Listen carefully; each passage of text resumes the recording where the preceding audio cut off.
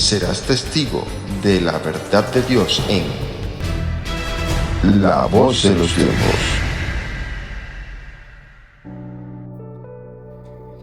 La Voz de los Tiempos nuevamente te da la bienvenida al estudio de la palabra en su máxima expresión y comprensión, en un lenguaje fácil de entender y puntual. Seguimos estudiando el tema del santuario y su servicio, símbolos y significados. Hoy no vamos a hacer mucho repaso del tema anterior para poder avanzar. En el tema anterior podemos rescatar que el santuario israelita no fue un invento de ellos, fue un plan de Dios, fue una orden de Dios, y lo más importante fue el diseño que Dios hizo. El diseño fue de Dios, importante porque este diseño ya existía en el cielo, y la orden fue: hazlo conforme al modelo que te fue mostrado en el monte. Concluimos que este modelo era el santuario celestial, o sea, el terrenal es una copia, una figura, una sombra del original, del verdadero. Entonces, si el terrenal tenía atrio, lavacro, mesa, candelabro, incensario, altar del incienso, arca, querubines, tablas de la ley, entonces esto indica que el celestial también lo tenía. Y el terrenal debe funcionarse con el celestial. Muy bien. Explicamos en el estudio anterior, leímos que el apóstol Pablo dice que no entró Cristo en santuario hecho de mano. O sea, que ese santuario no es de esta creación, no es terrenal. La frase mano es muy interesante allí. Interesante porque esta expresión mano aparece en otros pasajes bíblicos. Por ejemplo, en el libro del profeta Daniel, en el capítulo 2, se menciona la palabra mano y dice: de la manera que viste que del monte fue cortada una piedra no con mano, o sea, fue lanzada una piedra, pero no con mano. ¿Se acuerdan? Aquella estatua de aquella visión de Nabucodonosor: cabeza de oro, pechos de plata, muslos de bronce y piernas de hierro y pies de barro y hierro, de pies de hierro y barro cocido, y una piedra que fue lanzada, pero dice que esta piedra que fue lanzada, cortada, no fue hecho con mano. Esto quiere decir que cuando dice la palabra mano, allí es una expresión divina, o sea, que es una obra divina. Así que cuando encontramos la palabra mano o encontramos la expresión mano, fijémonos bien al estudiar la palabra si está hablando de la mano de Dios o de la mano del hombre. El santuario fue hecho no con mano, o sea, el celestial. O sea, la piedra cortada o lanzada en Daniel 2 no es una obra humana, así como el santuario tampoco. El santuario celestial tampoco fue una obra humana, sino que hay un santuario en el cielo y un santuario celestial hecho por Dios y no por el hombre. Muy bien, tenemos el santuario y allí lo primero que aprendimos que se celebraba al entrar al santuario eran los sacrificios. Nadie, escúchese bien, podía entrar ni siquiera al atrio sin hacer el sacrificio. Es más, los sacerdotes y el sumo sacerdote hacían el sacrificio antes de oficiar por sus pecados y no entrar contaminados. Si no lo hacían, entonces podían morir dentro del santuario. Esto es sumamente importante. ¿Por qué? Porque el sumo sacerdote y el oficio que él hacía dentro del santuario era un oficio sagrado y muy importante. ¿Por qué importante? Porque él era el único ordenado para hacer o simbolizar la obra que Cristo iba a hacer como sumo sacerdote en el santuario celestial. Y esta es la parte importante del estudio del santuario con respecto al sacerdote o al sacerdocio, porque lo que hacía el sacerdote en el terrenal es lo que Cristo hace en el celestial también, porque Él es el gran sumo sacerdote. O sea, el sacerdote terrenal anunciaba esta obra. Solo basta con ver lo que el sacerdote terrenal hacía para saber lo que el sacerdote celestial hace. De hecho, había una orden específica o una tribu específica elegida para hacer este trabajo de sacerdocio, que era la tribu de Leví, la tribu de los levitas. Los levitas fueron elegidos por Dios para hacer esta obra en el santuario y dedicarse las 24 horas de los 7 días de la semana al servicio del santuario. De hecho, Dios ordenó que estos levitas fuesen sostenidos con los diezmos y las ofrendas por el pueblo, por las demás tribus, y que ellos no tuviesen que dedicar el tiempo a trabajos seculares de ganadería, de cría de ovejas, de siembra, de nada, porque ellos tenían que dedicarse únicamente al santuario. Eran lo que se conocían como los ministros de hoy, sostenidos por el pueblo por los diezmos y las ofrendas, la orden de Leví. Los demás eran los que colaboraban para que estos se mantuviesen como sacerdotes allí. Y ellos eran los que se encargaban de los servicios del santuario completamente. Muy bien. Pero antes veamos dos cosas. O más bien los dos servicios que se realizaban en el santuario con respecto al sacrificio. Uno era el servicio diario, o sea, todos los días se hacía este servicio. Y no solo diario, sino por la mañana y por la tarde. Se conocía como el sacrificio vespertino y el matutino. Todos los días tenían que sacrificar los corderos, en la mañana y por la tarde. Imagínense, durante todo el año.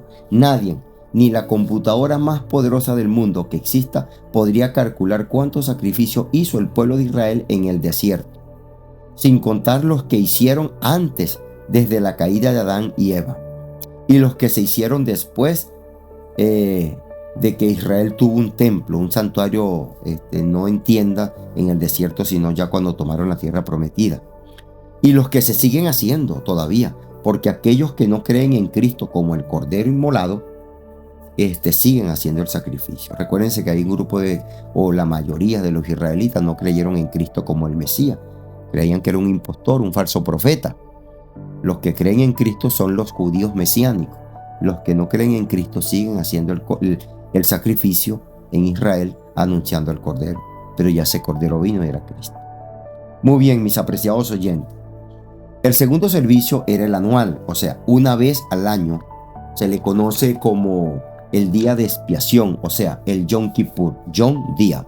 Kippur, expiación. Era un día que se dedicaba a la expiación de todos los pecados que se habían acumulado en el santuario durante ese año de servicio en el santuario de sacrificio.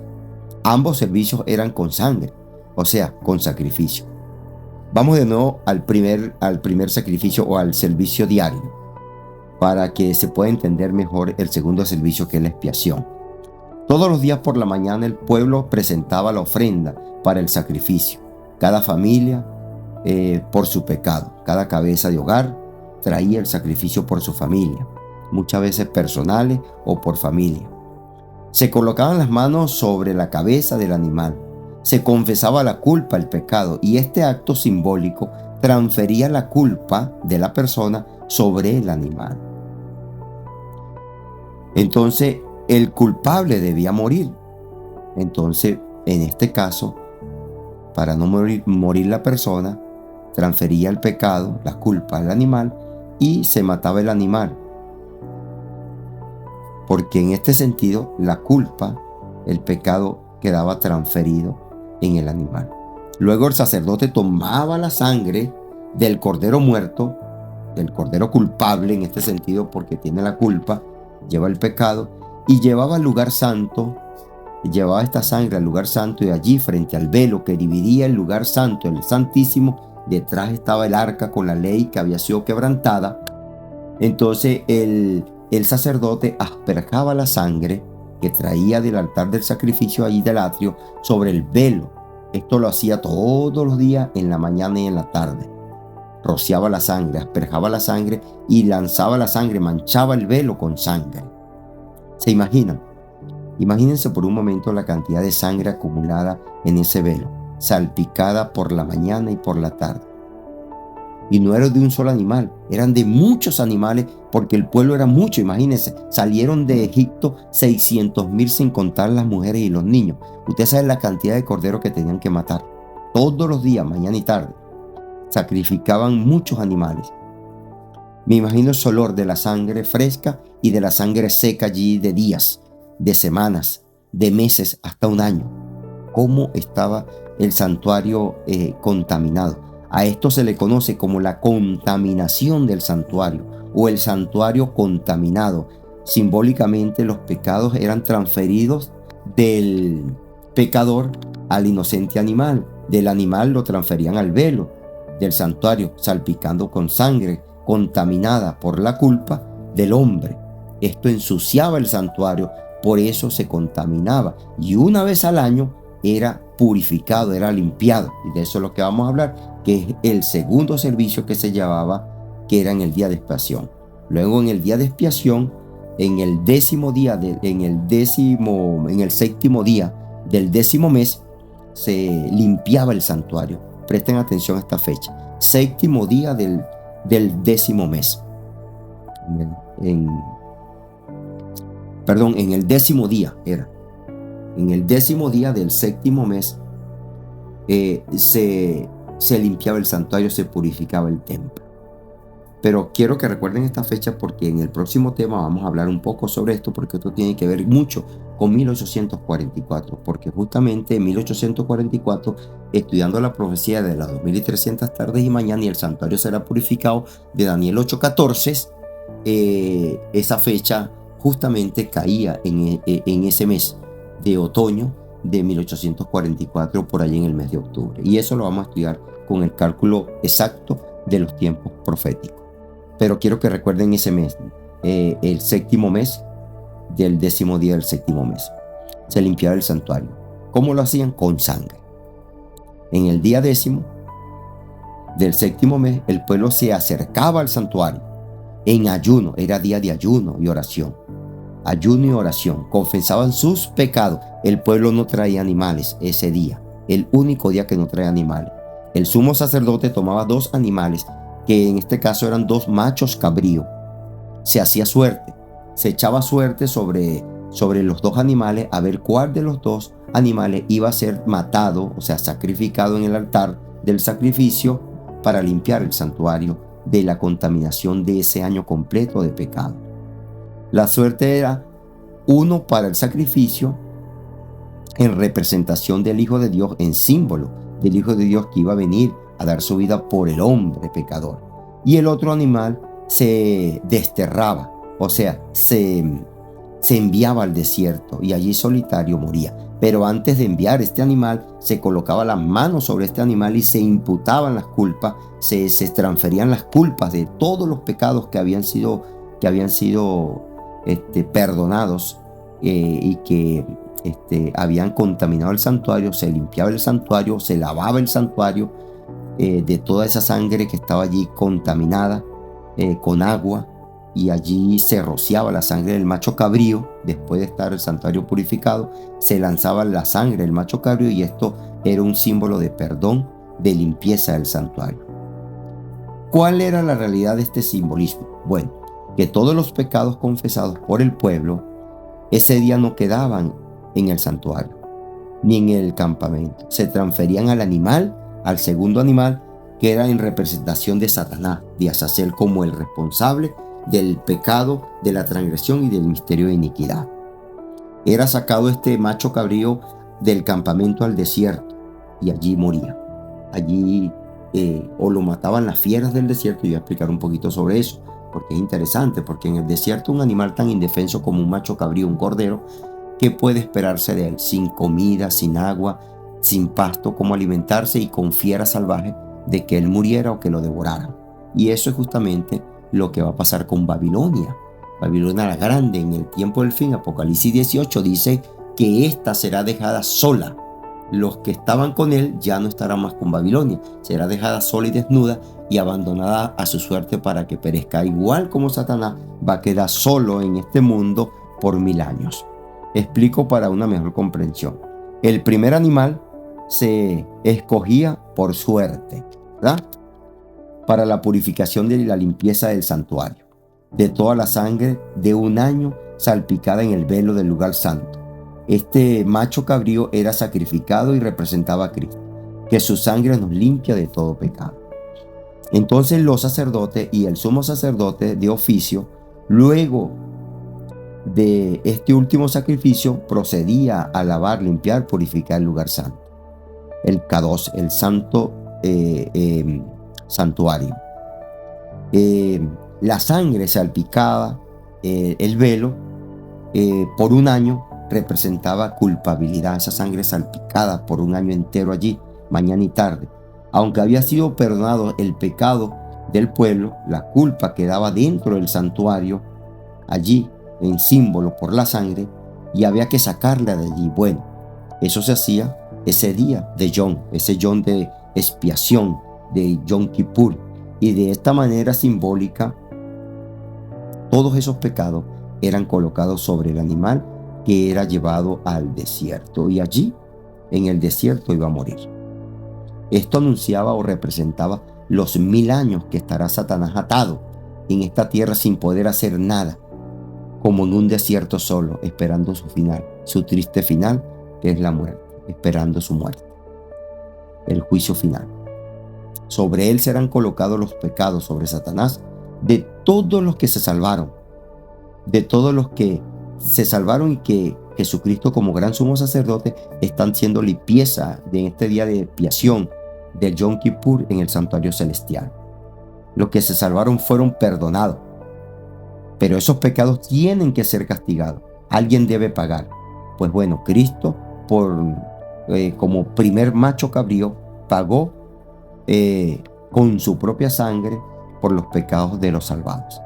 Entró en el santuario celestial a purificar el santuario y sacar todos esos pecados de allí que quedaron registrados y limpiar el santuario celestial de todos estos pecados.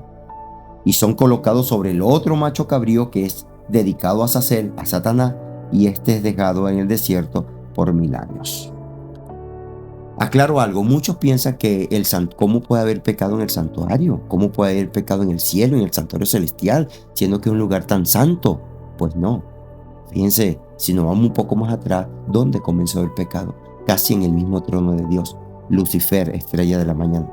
¿Cómo caíste del cielo? ¿Cómo fue hallado en ti maldad? El pecado se originó en el cielo y duró mucho tiempo ese pecado en el cielo hasta que fue desterrado del cielo y arrojado en tierra, dice Apocalipsis 12.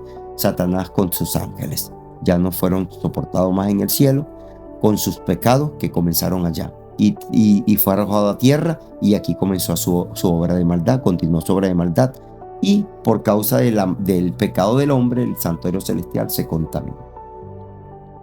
De esa manera Satanás, que es el culpable de todo el mal, es castigado. Uno, por sus propios pecados, que por cierto son muchos, y por todos los pecados que fueron perdonados a los salvos. Por eso es que Satanás es castigado con los pecados también, y va a pagar la culpa de los pecados de los salvos, porque los salvos se salvan, pero no son castigados por el pecado, sino que Satanás paga por esos pecados, porque no pueden quedar impunes. La paga del pecado es muerte, y por eso él debe morir por esos pecados. Queda claro que todos los pecados acumulados en el santuario celestial por un año eran perdonados por Dios, pero había que limpiar, purificar el santuario, y algo se tenía que hacer. Bueno, los sacaban de allí al desierto a través de esta ceremonia o de este símbolo del macho cabrío que moría en el desierto. Los pecados eran sacados del campamento. Listo, el pueblo quedó limpio de pecado. Termina el día de expiación, que por cierto se conoce como la fiesta de expiación. Y el pueblo, contento, agradecido con Dios, hace las cabañas, celebra la siguiente fiesta, la última fiesta del año judío, la fiesta de las cabañas. El pueblo todo hacía cabaña y allí moraba por varios días, celebrando la liberación del pecado, la limpieza del santuario y la aceptación de Dios de perdonarlos y de lanzar sus pecados al olvido, al desierto, a través del símbolo del macho cabrío. Los pecados estaban lejos del campamento en el desierto. De esta manera, anunciaban con esta fiesta de cabaña el pronto cumplimiento de esa verdadera celebración, porque todo esto es un símbolo de lo que va a venir. Fíjense, Jesús dijo: si creéis en Dios, creed también en mí. En la casa de mi Padre muchas moradas hay, muchas cabañas hay. Voy pues a preparar lugar, cabañas para vosotros. Eso está en Juan 14. En conclusión, en este momento, los que creemos en la verdad del santuario, sabemos que estamos en la penúltima fiesta, o sea, en el Yom Kippur, en la fiesta de expiación. Se está llevando a cabo en el cielo la purificación del santuario. El Señor ahorita está limpiando el santuario de los pecados que su pueblo está confesando aquí en la tierra, para lanzárselos a Lucifer, lanzárselos a Azazel, que va a quedar por 1000 años atado en esta tierra, en un desierto, esperando a su suerte la muerte. Y dentro de poco va a comenzar el milenio, el destierro donde todos los pecados de los perdonados y los salvos son sacados para siempre del santuario celestial. Amén. Y colocados en Azazel. Pregunto, ¿ya confesaste tu pecado? ¿Ya confesamos nuestros pecados? ¿Fueron perdonados? ¿El Señor limpiará el santuario de nuestros pecados para ser colocados sobre Satán? Amiga y amigo que me escucha, que Dios te bendiga, que la luz de la aurora crezca sobre ti para que tu senda se ajuste.